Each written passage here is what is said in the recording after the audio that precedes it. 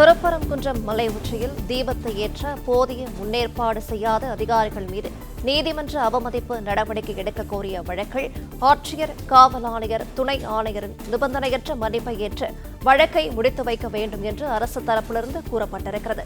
விவரங்களை செய்தியாளர் சந்திரன் வழங்கிட கேட்கலாம். சந்திரன், வணக்கம். விவரங்கள் என்ன, சொல்லலாம்?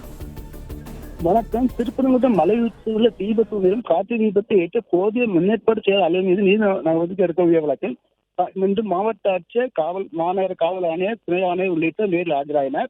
அப்பொழுது நீதி ஜீவன் விசாரணை துவங்கியது. அப்பொழுது மாவட்ட ஆட்சியர் பிரவீன்குமார், மாநகர காவல் ஆணையர் லோகநாதன், துணை ஆணையர் இளைய தியாகம், கோயில் செயலர் ஆகியோர் ஆஜராயினர்.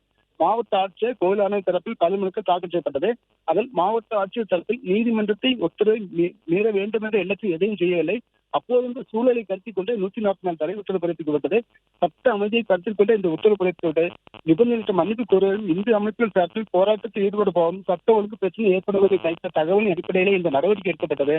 காவல்துறையின் தவறான வார்த்தைகள் தாக்கி தேடியாக தூக்கி எறிந்து பிரச்சனை செய்தனர். பொதுமக்கள் பாதிக்கப்படக்கூடிய என்பதற்கு 106 தடை உத்தரவு பிறப்பிக்கப்பட்டது. மேலும் மதத்தலைவன் இருக்கு சொல்லியிருந்தாலே இந்த 106 தடை உத்தரவு பிறப்பிக்கப்பட்டது என்றார்.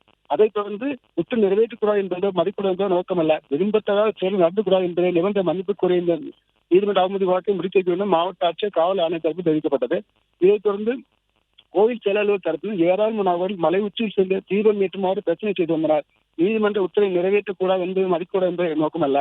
டிசம்பர் 1ஆம் தேதி நீதிமன்றம் உத்தரவு பிறப்பித்த நிலையில் 1ஆம் தேதி நூற்றுக்கணக்கானோர் திருநெல்வேலி கூடினார். சூழல் கடினமாக இருந்தது. கூட்டத்தை கட்டுப்படுத்த நடவடிக்கை பலனளிக்கவில்லை.